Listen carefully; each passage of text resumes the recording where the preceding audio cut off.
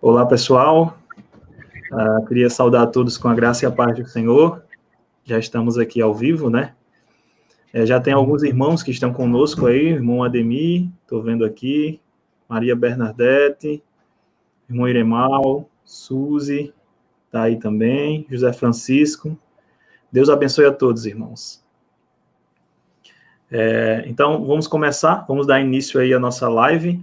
Hoje a nossa live é um pouquinho diferente do que tem acontecido aqui no canal, né, que é mais como culto solene. Hoje a gente vai ter uma conversa aqui, vamos conversar de forma bem tranquila sobre alguns assuntos. E o assunto de hoje é exatamente escatologia, tá?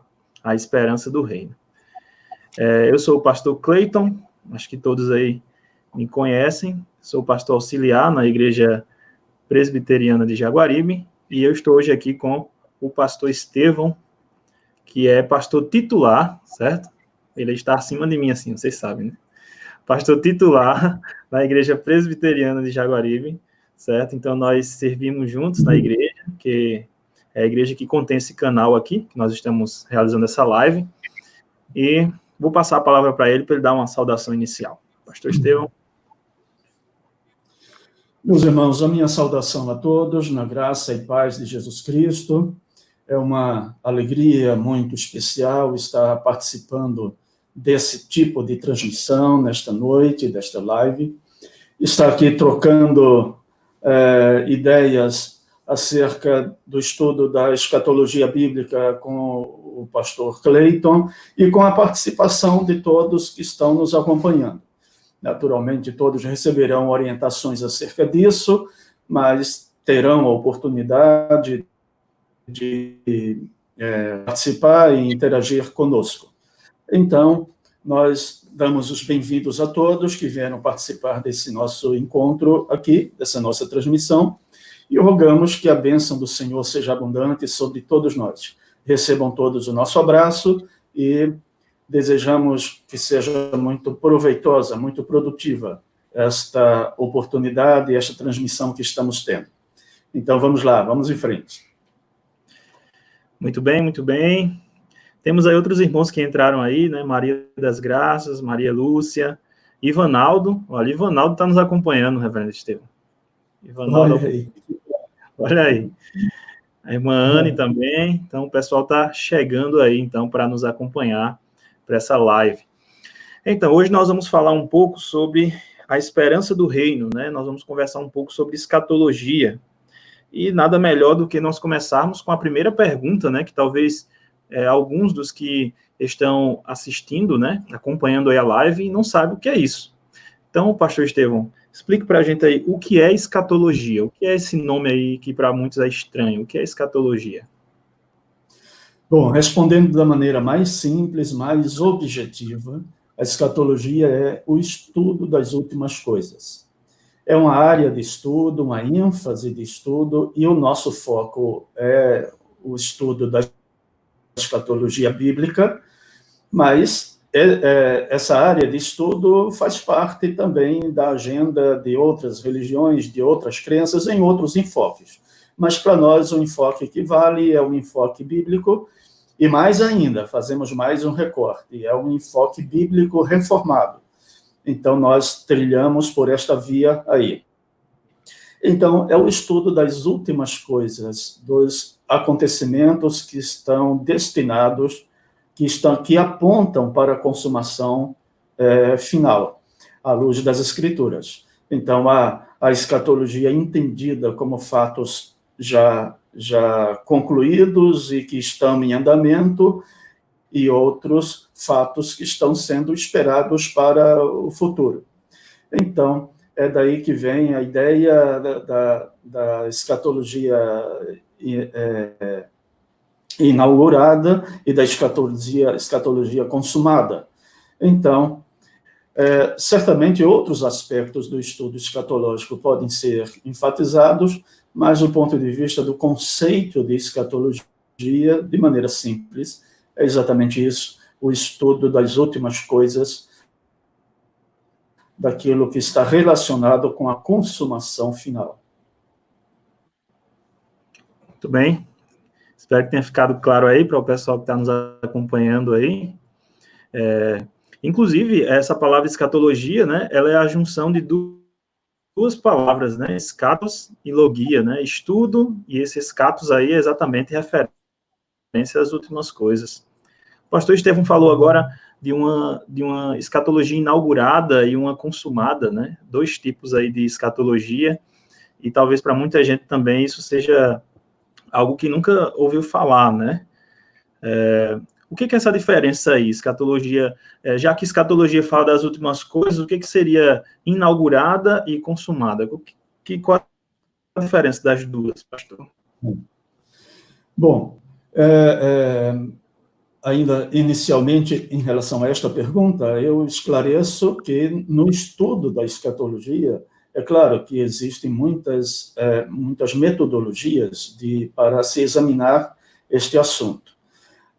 Este tipo de divisão da escatologia inaugurada e a escatologia futura, então, é um dos tipos de estratégia que se utiliza para estudar o assunto.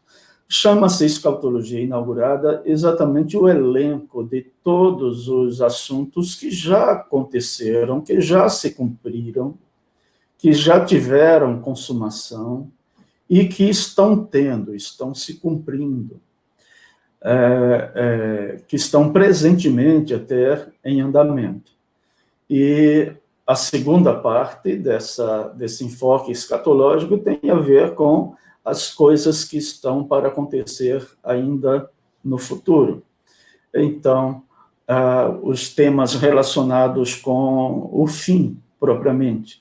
Então, a apostasia do tempo final, a manifestação do anticristo, a ressurreição, a vinda de Jesus, a consumação gloriosa do reino eterno. Então, estes são enfoques, a grande tribulação também, são enfoques que estão apontando para o futuro, para aquilo que ainda está para acontecer. Porque, na verdade, o estudo da escatologia, ele abrange toda a história humana, toda a revelação bíblica. A escatologia está presente em toda a revelação bíblica, que ela tem o propósito de nos chamar a atenção para que não fiquemos assustados com as coisas que acontecem, porque Deus tem um propósito e tem um plano. E ele vai executando este plano e vai consumando este propósito de acordo com a sua vontade. O final será sempre glorioso para a igreja, para o povo de Deus, para os que esperam no Senhor. Então, a escatologia, em todas as suas fases, em toda a sua extensão, então, é um recurso de Deus, a fim de que nós possamos estar tranquilos diante das dificuldades e adversidades que vamos enfrentando no correr da nossa vida.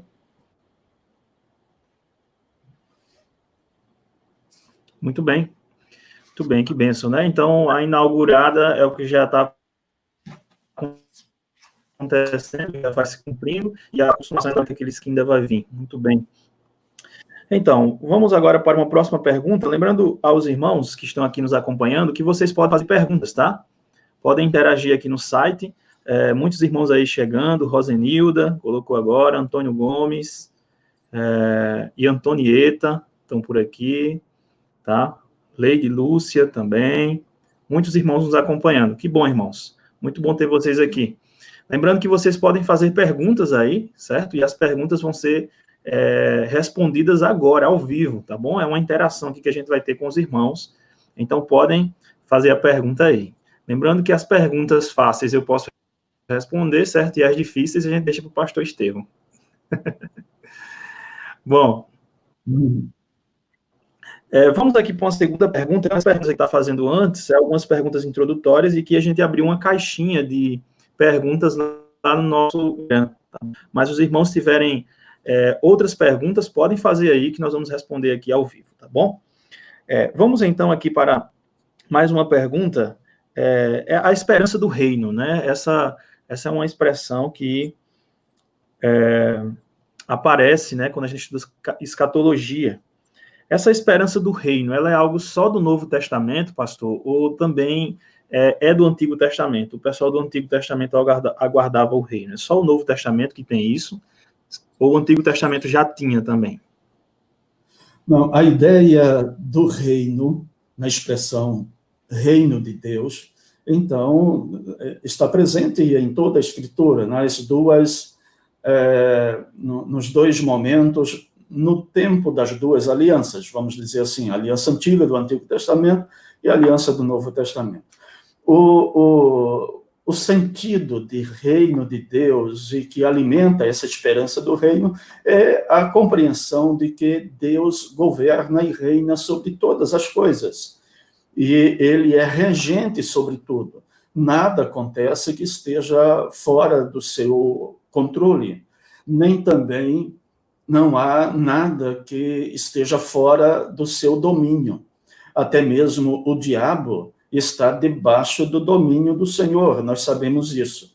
Então, a ideia de reino de Deus que alimenta a esperança, a nossa esperança, como aqueles que esperam no reino, então tem essa cobertura total no Antigo Testamento. A diferença que existe da expectativa do reino no Antigo Testamento para o Novo Testamento é que no Antigo Testamento havia a promessa de um Messias que apareceria, que se revelaria, e que este Messias haveria de restaurar esse cenário da criação que foi comprometido por causa do pecado, sem que Deus deixasse de ser o regente sobre tudo. Não é? A palavra de Deus nos ensina, que o salmista nos ensina que a ele pertence tudo, não é? Terra e céus, e ele rege sobre tudo, e controla a vontade e o coração dos governantes, e tudo acontece de acordo com o mando da sua vontade. No entanto, havia essa expectativa de que um Messias aparecesse, um enviado de Deus aparecesse para restaurar, para pôr em ordem as coisas que o pecado estragou.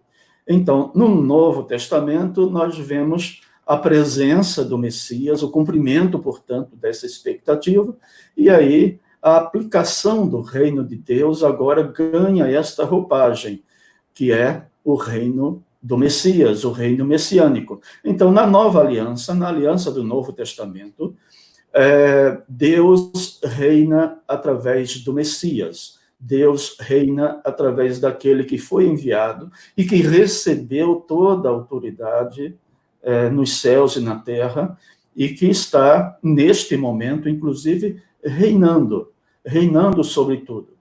Então, o Messias é o rei que reina. Não é alguém que esperamos que ainda vá se manifestar como rei. Ele já reina e já tem estabelecido com autoridade o seu poder de regência sobre tudo. Então, juntando aí já as duas expectativas da esperança do reino no Antigo Testamento e no Novo Testamento, então nós já criamos essa compreensão de que no Antigo Testamento Deus era regente sobre tudo, e ele aguardava, e se aguardava a manifestação do Messias, que foi prometido desde Gênesis 3:15. E no Novo Testamento, o Messias chegou. Então, essa é a grande sintonia entre o Antigo e o Novo Testamento em relação a expectativa do reino, a esperança do reino. Há outras coisas, mas vamos caminhando.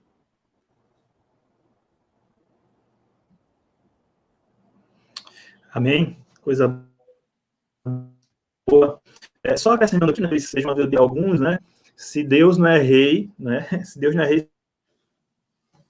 sobre tudo, né? Então, Deus criou todas as coisas, então ele domina sobre tudo. Então, ele é rei sobre tudo. Só que aí essa criação, como o pastor Estevam falou, foi comprometida com o pecado. E aí, na pessoa de Jesus, é que nós temos, então, a chegada do reino de Deus, né? O reino de Deus, exatamente, porque ele vem redimir exatamente esse momento. Então, você tem aí esse conceito aí, né, em que Deus reina sobre todas as coisas, ele comanda sobre todas as coisas, isso aí é verdade, ele é Senhor sobre todas as coisas, ele governa sobre tudo, ele é rei sobre tudo. Mas no aspecto da redenção, né, de um povo agora redimido,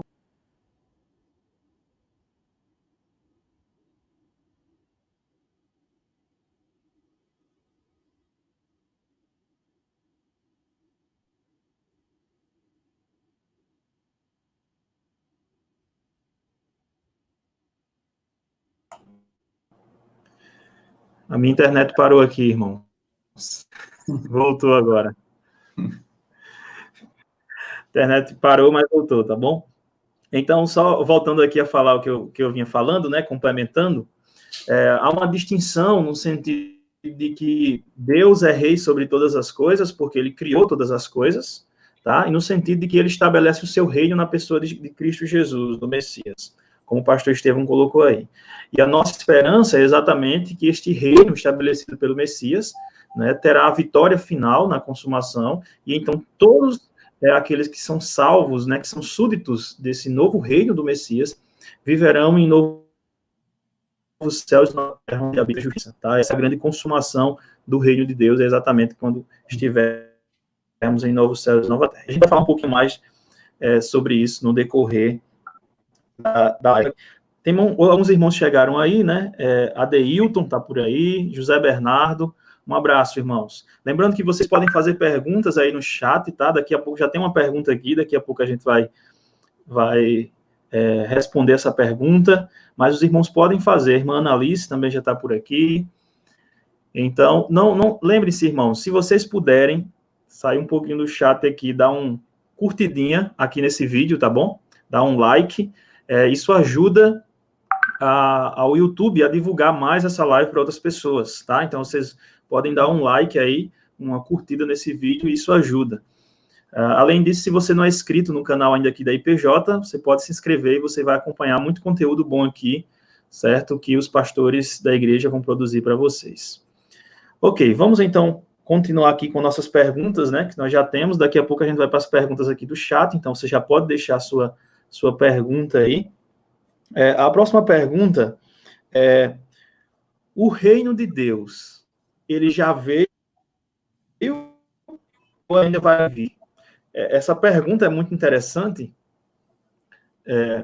porque a gente tem um texto, né, em que Jesus ensina-nos a orar que venha o teu reino, né, ou seja, pedindo que o reino venha, mas, por outro lado, tem textos que diz, é chegado o reino dos céus.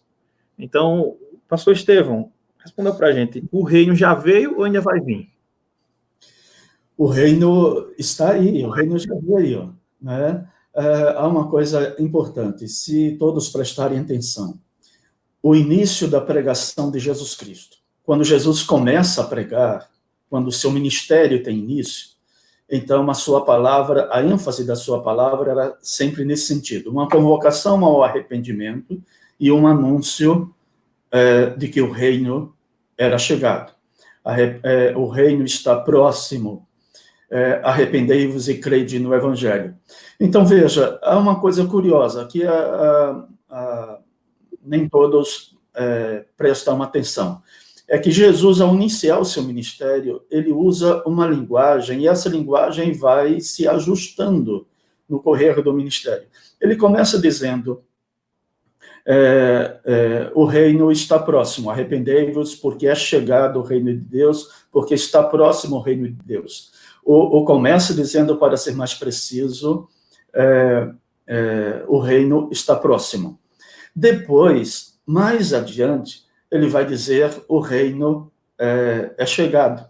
Mais adiante, ele vai dizer, o reino está entre vós. Ele diz ainda, o reino está dentro de vós. Então, houve um momento em que o Senhor Jesus Cristo, realizando milagres, foi questionado pelos fariseus, e os fariseus disseram, para desprezá-lo, desqualificá-lo, os fariseus disseram que ele realizava milagres pelo poder do diabo, pelo poder de Beelzebu, eles usam esta expressão. Aí, então, o Senhor Jesus Cristo responde a eles, dizendo que não era possível que ele pudesse agir daquele modo. E aí, o Senhor Jesus Cristo conta uma espécie de parábola. E nessa parábola, Jesus explica que o reino de Deus já era chegado. Jesus Cristo diz: se eu expulso os demônios pelo poder de Deus, e era isso que ele estava fazendo, o reino de Deus é chegado entre vós. Então, mais adiante ainda, o Senhor Jesus Cristo vai confrontar as pessoas que o questionavam, dizendo que o reino de Deus não vem com aparência visível, e que o reino de Deus é de natureza espiritual. Conclusão: o Senhor Jesus Cristo, quando veio, ele veio a fim de cumprir o que estava dito sobre o Messias. E o Messias haveria de restaurar o trono de Davi. É uma palavra simbólica para se referir ao fato de que o Messias viria para estabelecer as bases do reino messiânico, do reino de Deus na dimensão, no tempo da nova aliança. E durante todo o ministério do Senhor Jesus Cristo, ele consolidou e ele foi formatando o estabelecimento do reino. Então, quando Jesus morre, ressuscita e volta para o Pai, então ele assume definitivamente a regência deste reino. Conclusão ainda, segunda conclusão, como a que devemos chegar é que o reino do Messias, ele é presente, ele é real, ele está em vigência, e nós não temos que aguardar um outro tipo de reino, ou um outro tempo em que o Messias haveria de aparecer para reinar. A única coisa que aguardamos no futuro é o estabelecimento ou a entrada nossa na dimensão gloriosa do reino, da dimensão eterna do reino, quando o Senhor, na sua volta, vai nos dizer: vinde benditos de meu Pai. Mas o reino já está posto. Jesus já é o Messias que reina. Muito bom. E uma coisa interessante, né, Reverendo Estevão, é que tem uma expressão que os teólogos usam, né, com respeito a isso, que é o já e ainda não. O reino, ele já veio, então já está em nós, né, na verdade, como o senhor bem falou aí, porém, ainda falta a consumação, né, esse momento glorioso aí que o senhor acabou de falar no final da sua fala. Então, a gente vive nesse período aí em que aguardamos a volta de Cristo, onde vamos, de fato, né, participar desse momento glorioso do reino, com o rei do reino, e, por outro lado, nós ainda estamos aqui e já gozamos e desfrutamos das benesses desse reino. Tá? Então, é uma expressão que os teólogos usam, já e ainda não, é como se a gente estivesse nesse momento. Ok, quem tiver mais dúvidas sobre o reino, podem colocar aqui no chat, tá bom? A gente tem algumas dúvidas já aqui aparecendo, daqui a pouco a gente vai fazer essas perguntas aí, então aproveitem, tá? Entrou aqui Walter Lúcio, Valtinho, a irmã Carmélia também já está por aqui, Gustavo Santos está por aqui, Maria Soares, muito bem-vindo, pessoal. Podem fazer as perguntas, tá bom? A gente vai ler suas perguntas daqui a pouco. Mais uma pergunta aqui, tá? E aí a gente vai passar aqui para as perguntas do chatzinho. A pergunta é: a segunda vinda de Cristo é iminente? A segunda vinda de Cristo, ele pode voltar a qualquer hora ou precisa que alguma coisa aconteça ainda no histórico aí, no cronograma, precisa que alguma coisa aconteça para Jesus voltar? Já é iminente a vinda de Cristo, pastor Estevão? Olha, a vinda de Cristo foi entendida como iminente desde o princípio, desde o começo. Porque é o seguinte, quando a igreja recebe o Espírito Santo, aquele ato que aconteceu no dia de Pentecostes, todos devem estar lembrados, registrado em Atos capítulo 2. Então, a descida do Espírito Santo foi o cumprimento de uma palavra profética, de uma palavra de Joel, em que ele diz: acontecerá nos últimos dias que derramarei o meu espírito sobre toda a carne. Então, o meu foco aqui é com a expressão últimos dias. Então, quando o Espírito Santo desceu, isso nós temos explicado até em outros momentos, quando o Espírito Santo desceu sobre a igreja, inaugurou-se os últimos dias. Então, desde aquele dia de Pentecostes, lá em Jerusalém, há quase 2000 anos atrás, os últimos dias se inauguraram. Então, a partir daquele momento, a igreja do Senhor Jesus passou a viver na expectativa de que Jesus poderia voltar a qualquer instante. Este é um fato. Então, para os cristãos primitivos, Jesus poderia voltar a qualquer momento. Por isso, eles viviam com intensidade e com entrega total de suas vidas ao Senhor. Não tinham nenhum temor, nenhuma resistência, nenhuma vacilação. Os que pertenciam a Deus de verdade, então encaravam todas as dificuldades de peito aberto, como diríamos, tá certo? Na firme expectativa de que a qualquer momento o Senhor Jesus Cristo poderia vir. E havia uma preocupação entre os discípulos acerca do dia em que Jesus, em que tudo seria consumado, não é? Tanto que Jesus é indagado, não é, dos seus discípulos, lá em Mateus capítulo 24, e também lá em Atos capítulo 1, os discípulos demonstram preocupação, não é? Quando sucederão estas coisas? Qual o sinal da tua vinda e do fim do mundo? Indagam os discípulos lá em Mateus 24. E quando se dará a restauração de Israel, do reino de Israel? Indagam os discípulos também lá em Atos capítulo 1. Então, que a volta de Jesus sempre foi considerada como iminente pela igreja, disso não há dúvida. Eles aguardavam isso. E vai chegar um momento até que vai haver questionamentos lá em 2 Pedro, capítulo 3, isso fica claro, de que muitos ficavam comentando que estava muito demorada a vinda de Jesus Cristo. E o apóstolo Pedro teve que orientá-los e corrigi-los com adequação, para que eles não pensassem daquele modo. E Pedro vai dizer, olha, não se esqueçam que um dia para Deus é como 1000 anos como um dia. Mas o fato é este, o Senhor Jesus Cristo deve ser aguardado, e sempre foi aguardado pela Igreja da Nova Aliança, como sendo iminente a sua volta. Agora, nós devemos considerar também que o Senhor Jesus Cristo, quando indagado acerca do tempo final, o Senhor Jesus Cristo começou a discorrer sobre diversas manifestações, fatos, sinais, na verdade, que indicariam uma proximidade do Senhor Jesus Cristo. Lá em Mateus 24 mesmo, o Senhor Jesus Cristo explica, não é? Sinais. Então, terremotos, fomes, guerras, epidemias, não é? Lucas usa esta expressão, epidemias, e o aparecimento de falsos cristos com suas falsas doutrinas,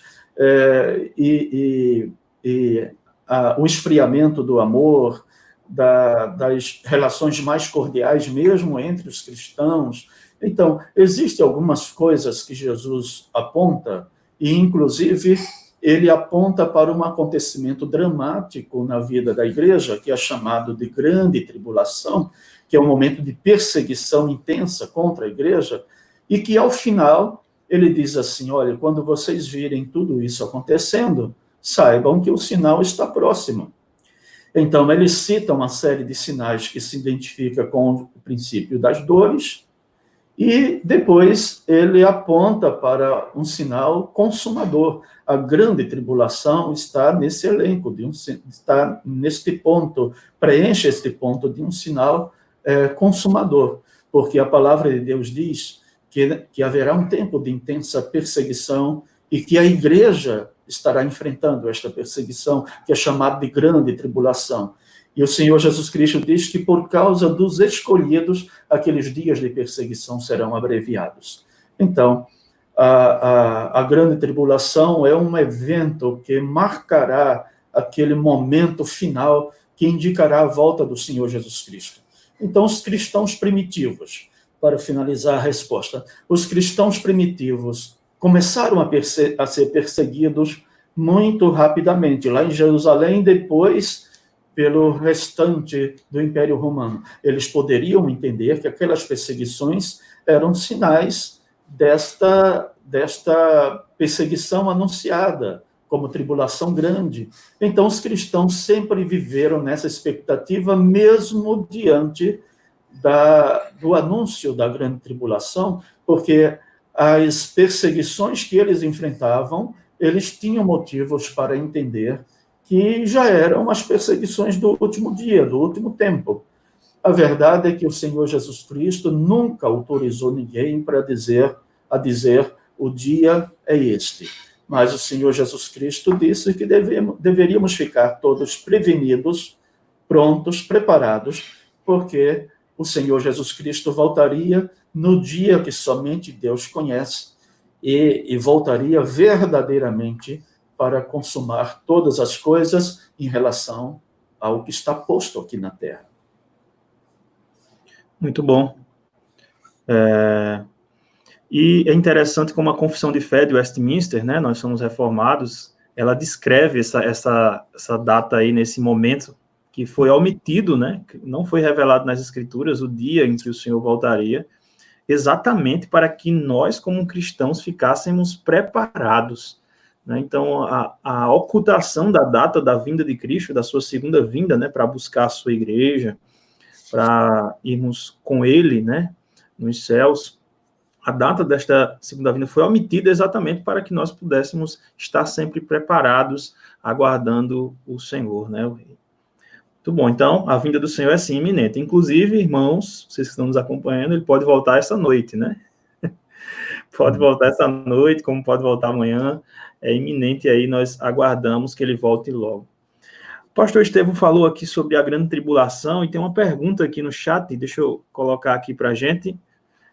Maria Lúcia pergunta aqui, ó, o coronavírus é a grande tribulação? Esse momento de coronavírus agora, de isolamento, é um momento de muito sofrimento para todos, né? Inclusive para a Igreja do Senhor também, né? Você está fora agora dos cultos, né? Não pode se reunir em ajuntamento solene, muita gente morrendo. Então, esse coronavírus seria um indício aí da grande tribulação, pastor Estevão? O que é que o senhor acha? Olha, pode ser, mas eu preferia enquadrá-lo entre os acontecimentos, as adversidades, as manifestações desfavoráveis à vida em paz que a gente almeja, como sendo um sinal do fim.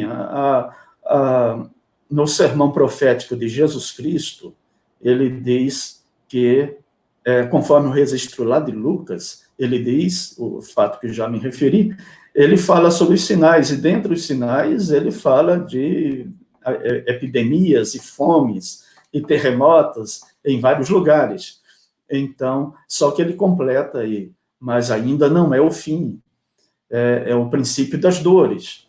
Então, uma coisa é certa, todo tipo de desagregação que nós vemos acontecer, todo tipo de injustiça, todo tipo de sofrimento, todo tipo de adversidade que nos é posta, então, são sinais que se relacionam com o que Jesus Cristo falou. Então, para ser bem objetivo, eu não diria taxativamente que o coronavírus seja um sinal de tribulação neste momento, mas de repente o que pode ainda vir a acontecer pode nos autorizar a dizer que tanto esta epidemia como tantas outras que a gente tem enfrentado, elas colaboram no cumprimento do que Jesus Cristo disse, de que coisas diferentes estariam acontecendo, sinais nos céus e na terra e desagregação entre os homens. Então, são sinais que apontam para a proximidade do fim. Isso entendo que podemos dizer.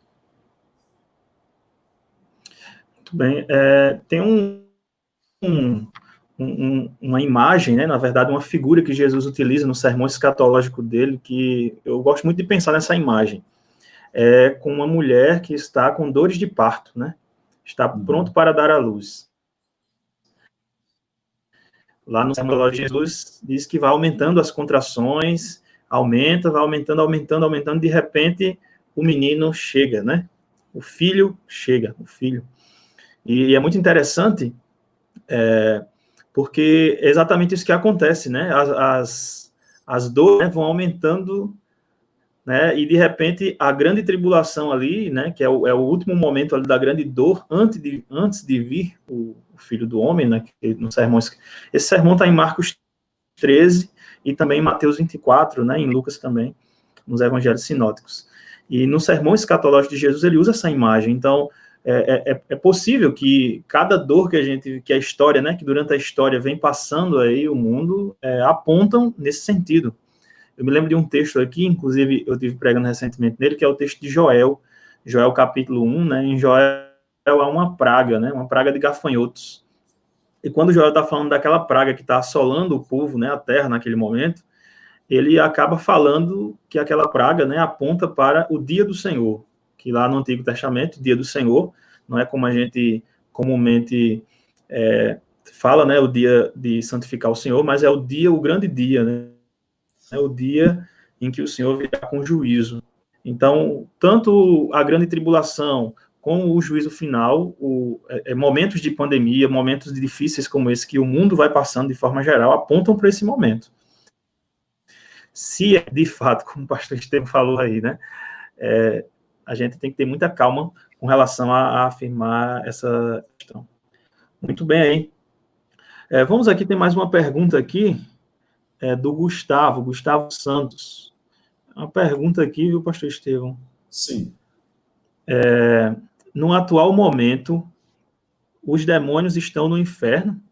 Ele pergunta se no atual momento os demônios estão no inferno. Não sei se tem muito a ver aqui, mas que tipo de inferno é esse? Judas diz que alguns demônios foram encerrados em cadeias eternas. O que significa? A dúvida de Gustavo aqui é mais relacionada aos demônios que estão no inferno. Quer responder essa, pastor?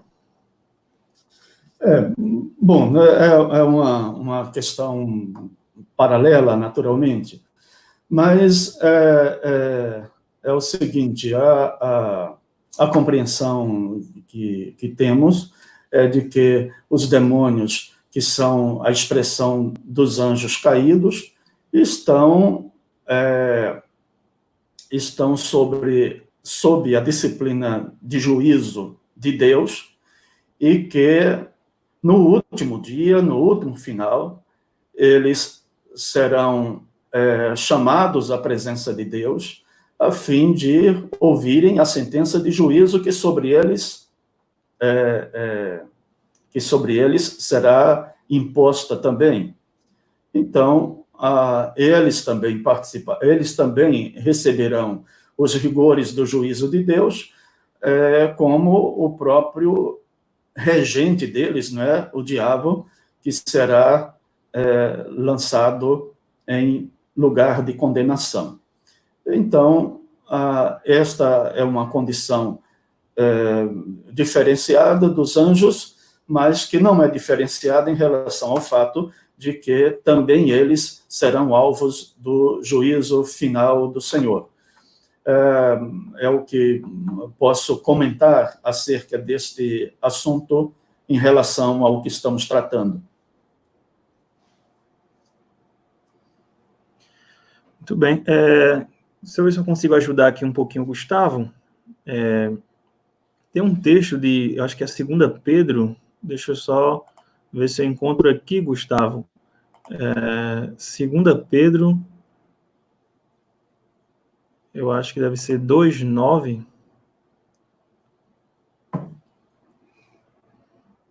Deixa eu só ver aqui. Isso. Vou ver se eu consigo colocar o verso aqui, só para ver se traz alguma luz para a pergunta aqui que o Gustavo colocou aqui.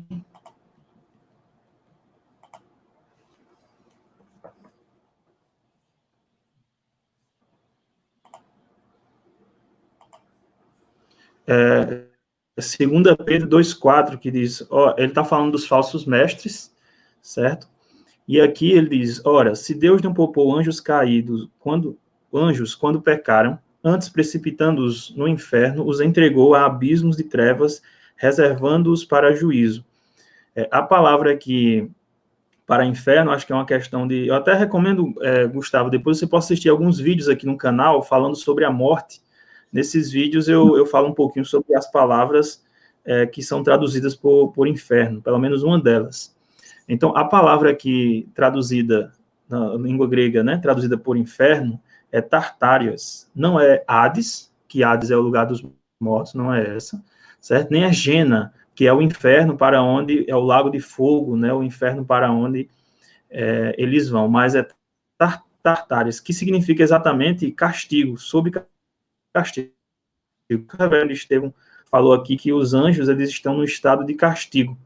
E é exatamente isso que fala aqui, porque eles estão sob castigo, eles estão sendo reservados para o dia do juízo, porque no dia do juízo eles são lançados no lago de fogo, certo? Então, basicamente isso, não sei se respondeu aqui a pergunta, deixa eu só olhar aqui, que tipo de inferno é esse? Então, não é o mesmo inferno que é traduzido por Hades, que é o lugar onde os mortos vão, ou onde os mortos sem Cristo, né, vão também. Não é esse, tá? Esse inferno aqui, Tartárias, é exatamente falando de castigo que eles estão. Em relação ao assunto que estamos tratando, então, o foco é exatamente esse, de que eles serão submetidos ao juízo de Deus e estão sob castigo, sob disciplina espiritual, e eles não ficarão impunes.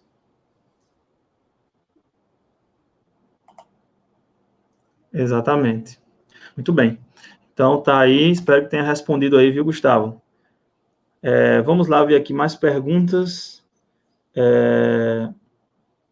Aqui, uma pergunta aqui, pastor Estevão, de Walter Lúcio Barbosa. Essa aqui é boa, viu? De forma sucinta, qual seria a diferença entre o entendimento amilenismo, pré-milenismo e pós-milenismo?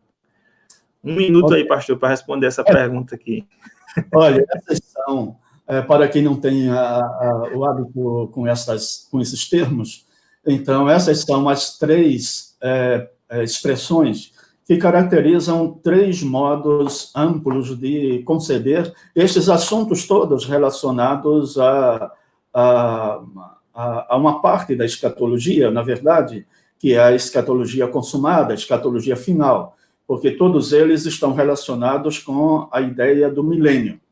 O amilenismo é a escola que nós nos identificamos com ela, é a escola que, em grande maioria, caracteriza o modo de pensar dos reformados. É a escola amilenista. Os amilenistas, veja que pelo nome é fácil perceber que todas estão relacionadas à questão do milênio. O amilenismo diz assim: há um milênio, mas não será um milênio literal. E não será também um milênio que só ocorrerá no futuro ou num período futuro da história. A escola milenista diz que o Senhor Jesus Cristo inaugurou o seu reinado messiânico, e o reinado messiânico é, portanto, a expressão do reino milenar. Inaugurou este reino, e este reino é presente, e este reino vai até os dias da grande tribulação, quando o diabo será liberado das amarras que, neste momento, impedem que ele haja com liberdade em desfavor da igreja. O diabo hoje age com liberdade em relação ao mundo, porque ele é o príncipe do mundo. Mas, em relação à igreja, o diabo não tem liberdade para agir. E aí é esse exatamente o sentido de que ele está acorrentado diante da vigência desse tempo do reino, segundo a visão amilenista. Então, Cristo reina, e esse reinado seguirá até o tempo da grande tribulação. A escola pré-milenista, então, para falar de maneira sintética, é uma tarefa especial, difícil até, mas a escola pré-milenista considera que o milênio será literal, o milênio seria um período de 1000 anos, e que seria aqui na Terra, seria literal, inclusive nesse sentido, e que antes que o milênio fosse estabelecido, o Senhor Jesus Cristo iniciaria um processo de retorno. Ele primeiro arrebataria a igreja e estabeleceria um tempo de 7 anos em que ele haveria de tratar com o povo de Israel aqui na Terra. E aí, nesse período de 7 anos, na metade dele, o anticristo se manifestaria, e o anticristo teria uma interação especial e um nível de resistência em relação aos judeus. A igreja não estaria presente aqui na Terra, porque ela teria sido arrebatada antes.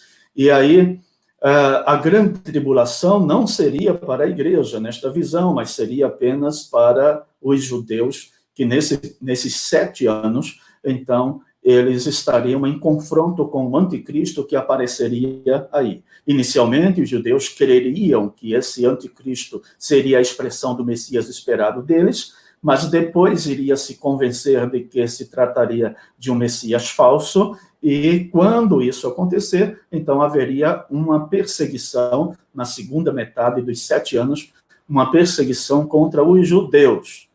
Então, findo esse período de 7 anos, aí então o Senhor Jesus Cristo viria visivelmente com a igreja, que 7 anos antes ele já arrebatou, viria para vencer o anticristo. E aí estabeleceria aqui na Terra um reinado de 1000 anos.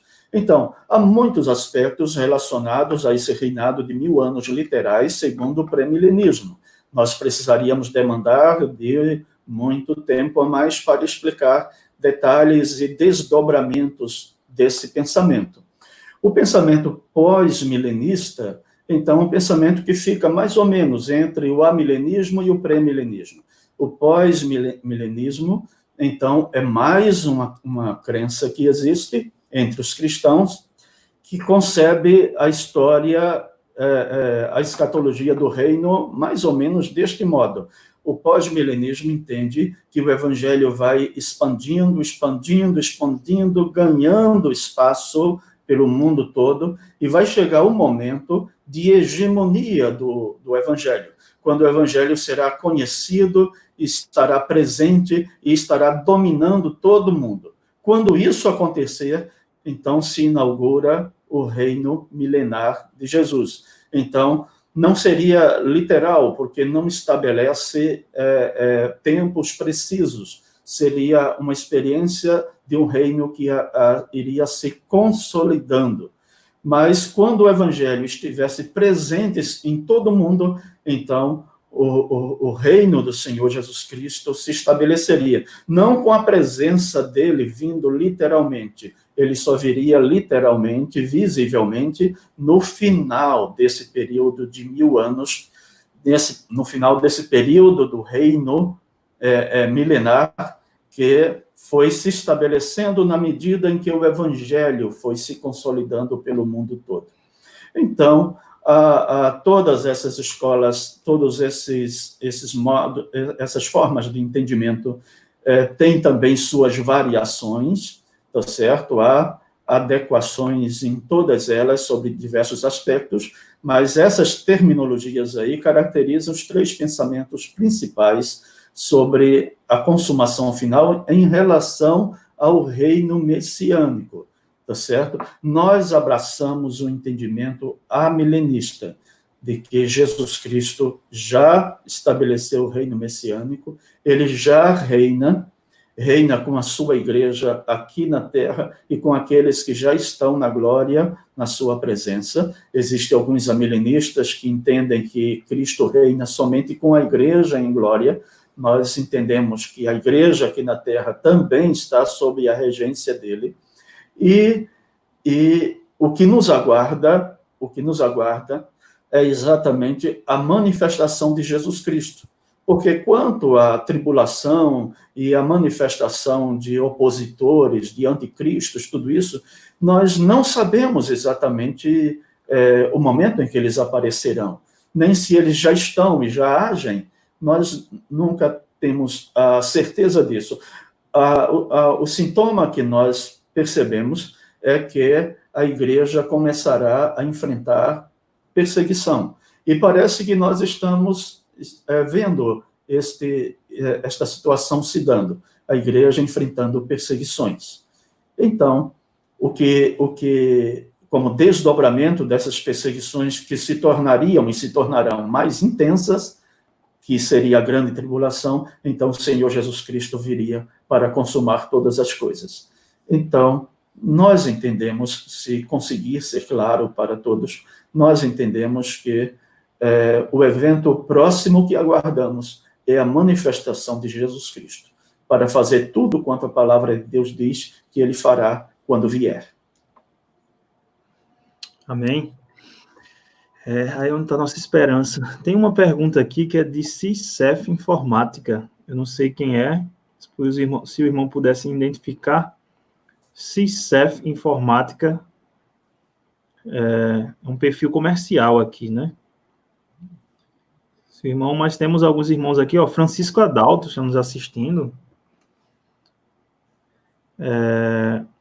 Vou abrir aqui a pergunta. Talvez o senhor possa dar pelo menos alguma coisa aqui. A teologia reformada já tinha a visão amilenista antes das pregações de John Nelson Darby, que propôs pela primeira vez e popularizou o arrebatamento pré-tribulação. Acho que a pergunta aqui está perguntando, eu acho que a pergunta é no sentido de que se o senhor conhece esse John Nelson Darby, eu, pelo menos, já ouvi falar, mas nunca li nada dele, tá? Mas parece que ele pregava sobre arrebatamento e pré-tribulação, que são características, como o senhor aí acabou de falar, de pré-milenista, né? De fato, o Nelson Darby, então, é um dos inspiradores da ideia do pensamento pré-milenista, tá certo? E a nossa convicção é a seguinte, que o pensamento amilenista já era naturalmente conhecido antes. Uma coisa temos que destacar, é que tanto antes da reforma, durante todo o período anterior à reforma, não houve uma preocupação muito dimensionada acerca do estudo das últimas coisas, da escatologia, mas se estudou e se conhecia, porque se tinha conceitos acerca da morte, acerca da eternidade, acerca das coisas que aconteceriam. Mas não se escreveu muito sobre isso, não se desenvolveu muito estudos acerca disso. A partir da reforma, então, os conceitos ficaram mais ampliados. Esses termos, amilenismo, pré-milenismo, pós-milenismo, é claro, todos entendem, não eram termos conhecidos pelos reformadores, nem usados por eles. Mas naquilo que eles ensinaram, então, a nossa convicção tranquila, as instruções que estão presentes nos símbolos de fé, nos catecismos, nas confissões produzidas pela tradição reformada, todas no que falam sobre as últimas coisas, então favorecem a posição amilenista. Então, é por isso que a parcela mais significativa dos reformadores, desde muito tempo, então se alinham pela posição chamada de amilenista, que nós tentamos explicar aqui. É o que eu poderia dizer ao nosso irmão que fez a pergunta. O irmão aqui que fez a pergunta foi o irmão Ademir, certo? Esse perfil aqui, CICEF Informática, é dele. Sim, se identificou aqui. Um abraço, irmão Ademir. Muito bom ver você participando aqui, viu? Temos irmãos aqui que estão falando, excelente ideia, responder nossas dúvidas. Rizomar, irmão Rizomar, está por aí. Isso, Rizomar. Rizomar, isso. Rosenilda, um show de aula, está dizendo aqui, viu, pastor? Um show de aula. Então, e temos aqui mais uma pergunta. Essa pergunta aqui é boa, viu? Olha quem fez aqui. Isso. Pergunta qualificada aí. Minha esposa aqui, né, Anne Ricardo. Um abraço aí, meu amor. Um beijo, meu amor. Então, A pergunta dela é o seguinte: como o conhecimento de escatologia, isso que a gente está aprendendo, nos ajuda a enfrentar os tempos difíceis? Isso. Olha, a ideia do que a gente chama de escatologia, o conteúdo do que a gente chama de escatologia, é providencial, porque tudo quanto está dentro deste manto, vamos dizer assim, de escatologia, deste lençol da escatologia, tudo quanto está guardado ali embaixo, tudo isso é providência de Deus para nos consolar, para nos animar.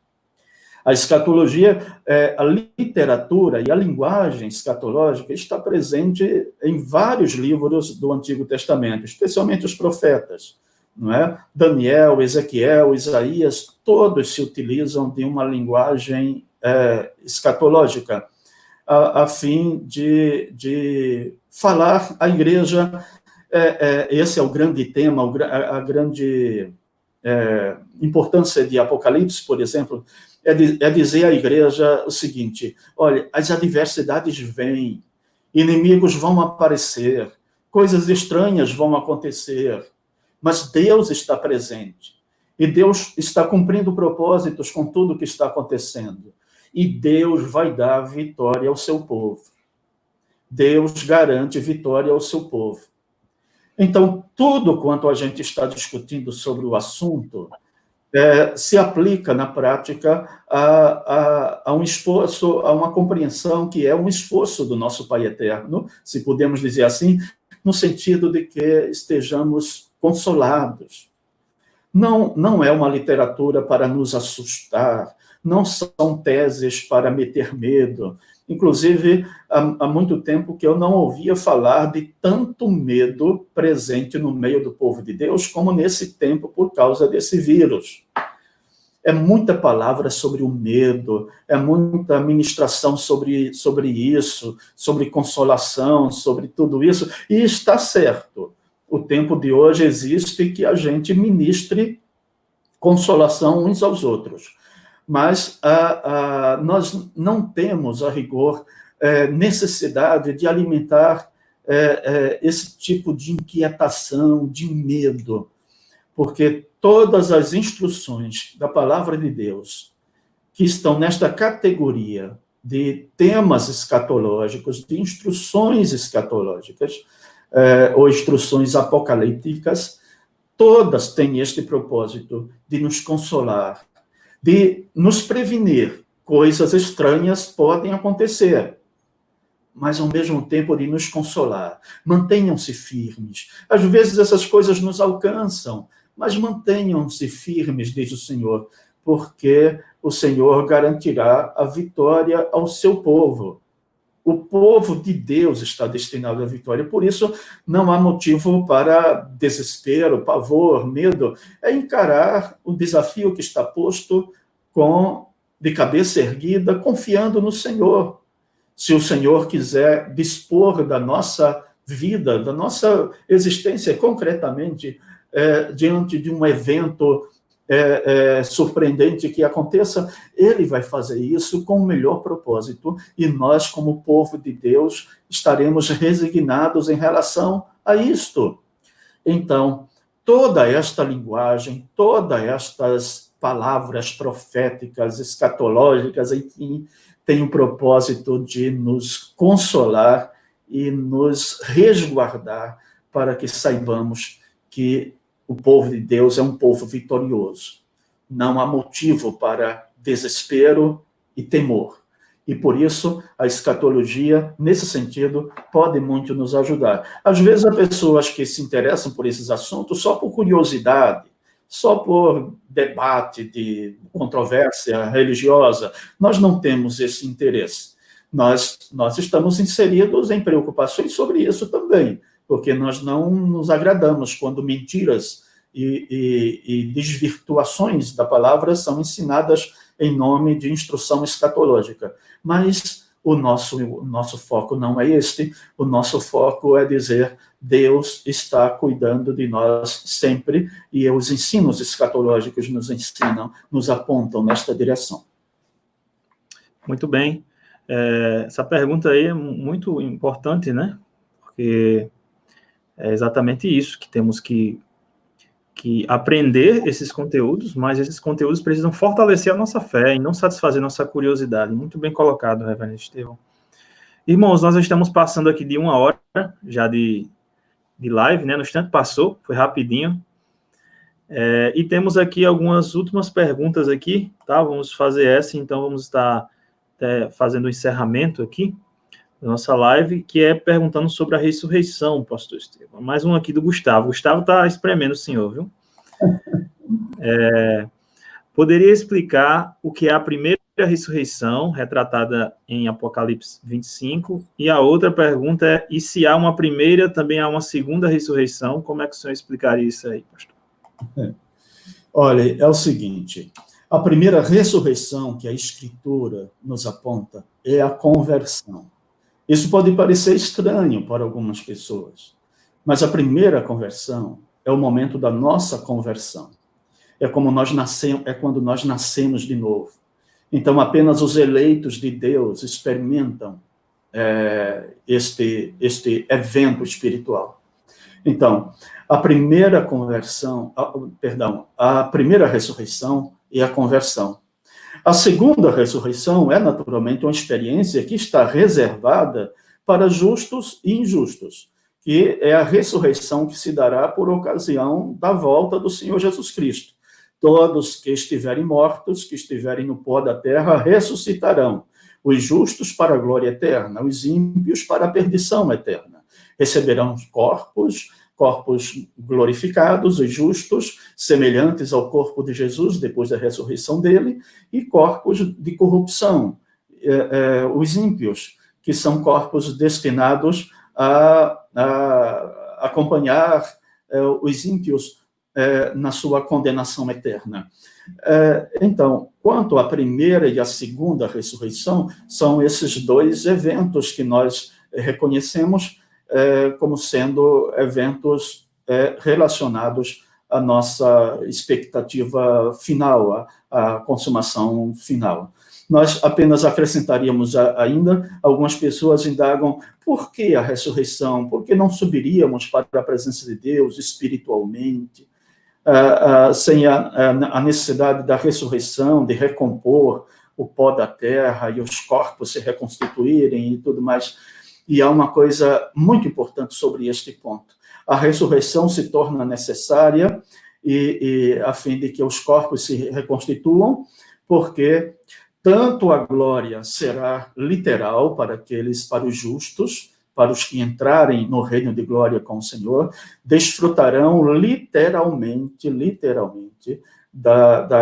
do gozo eterno, e também a condenação será absolutamente literal, para que se goze eternamente na presença de Deus, no novo céu e na nova terra, e para que se tenha uma experiência de existência em condenação e possam sofrer por isso. Então, os corpos são necessários para que haja o gozo eterno e o suplício eterno no corpo, porque tanto o gozo é literal, quanto o suplício também é literal. Então, assim nós cremos.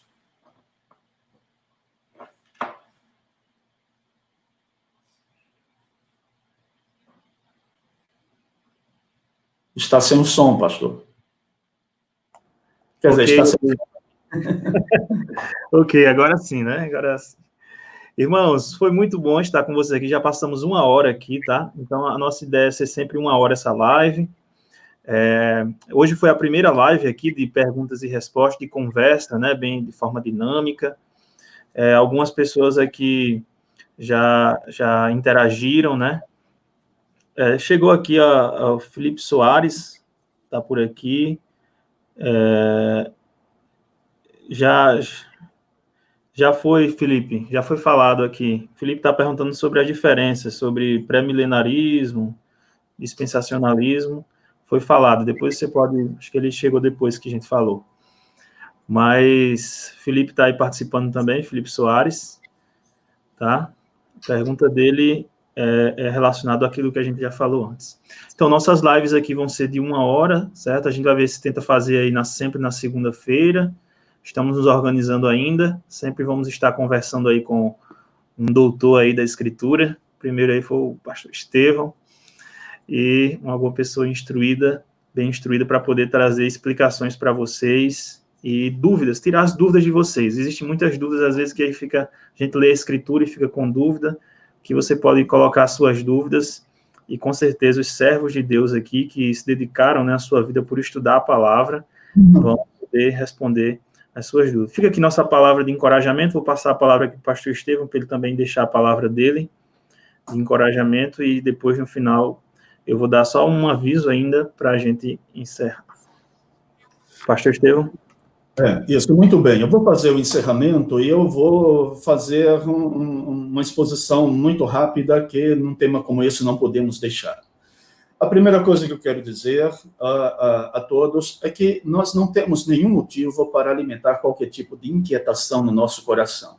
Nós cremos em Deus. Ele é presente, Ele é real. Ele é regente sobre o mundo todo. Então, a nossa vida aqui, ou a nossa presença diante dele, se ele nos chamar, isso para o cristão deve ser encarado com absoluta naturalidade, com absoluta normalidade. É claro que enquanto estivermos aqui, nós estaremos dando graças a Deus pela vida, nossa vida que ele nos preserva aqui, e estaremos debaixo das condições que ele nos permitir, estaremos trabalhando no sentido de que a nossa existência aqui seja preservada para que nela nós possamos ser instrumentos da glória de Deus neste mundo, para a nossa geração. Então, nós queremos servi-lo, mas queremos servi-lo e queremos continuar servindo ao Senhor, não porque tenhamos medo de estar presente dele, porque tenhamos medo da morte, porque tenhamos medo do sofrimento ou de qualquer adversidade. Não guardemos isso no nosso coração. Não guardemos mesmo, porque é injusto para com o nosso Deus. É tentá-lo até. Então, tenhamos tranquilidade e não guardemos inquietações no nosso coração acerca desses momentos adversos que enfrentamos. E para concluir, eu quero dizer a todos, lembrar a todos exatamente isso. O que é que nós aguardamos? Nós aguardamos a volta de Jesus Cristo. Nós entendemos que tudo acontecerá exatamente como as Escrituras ensinam. O Senhor Jesus Cristo voltará. O Senhor Jesus Cristo virá em glória, os céus se abrirão, ele aparecerá nas nuvens, ele trará em sua companhia todos que já foram, que já partiram, que estão com ele. Ele virá ladeado pelos seus anjos, ele consumará todas as coisas. Nós que estivermos aqui, nós subiremos para o encontro com ele. Nos ares, neste momento, no momento da sua volta. Este é o arrebatamento. Haverá a ressurreição e o arrebatamento quando nós subiremos para estar com ele. Quando subirmos para estar com ele, nós compareceremos diante do seu tribunal, diante do trono branco, como é descrito em Apocalipse, e nós ouviremos dos lábios do Senhor as palavras que são pronunciadas e registradas por Jesus em Mateus capítulo 25. Vinde benditos de meu Pai, entrai na posse do reino que vos está preparado desde a fundação do mundo. Os ímpios também ouvirão dos lábios do Senhor: apartai-vos de mim, malditos, para o fogo eterno, preparado para o diabo e seus anjos, pensando aí na pergunta que o nosso ouvinte fez. Então, e a partir daí, a palavra de Deus nos ensina que novos céus e nova terra se estabelecerão. Isso poderia ser assunto de uma outra discussão, mas a verdade é que há um lugar preparado para aqueles que Deus ama, para aqueles que Deus receberão no dia do seu retorno, no dia do retorno de Jesus Cristo, do Filho de Deus. Então, meus irmãos, tenhamos esta esperança segura, firme no nosso coração e esperemos no Senhor, nos consolemos no Senhor, descansemos no Senhor e saibamos que Ele estará cuidando de nós e trabalhando da nossa vida do jeito que Ele desejar. Então, eu rogo a bênção de Deus sobre todos e rogo que as consolações do Senhor sejam presentes na vida de todos. Foi muito bom para mim poder conversar com todos vocês. Nós gostaríamos de conversar muito mais tempo, mas concluímos este momento, este diálogo, já extrapolando um pouco o tempo, e desejamos que o Senhor nos permita outras oportunidades para que nós possamos caminhar juntos e crescer juntos e sermos edificados juntos. Então, confiança no Senhor, confiança no Senhor. Vamos seguir em frente, vivendo cada dia como se Cristo voltasse amanhã. Que a bênção e a graça do Senhor sejam sobre todos nós. É a minha palavra final.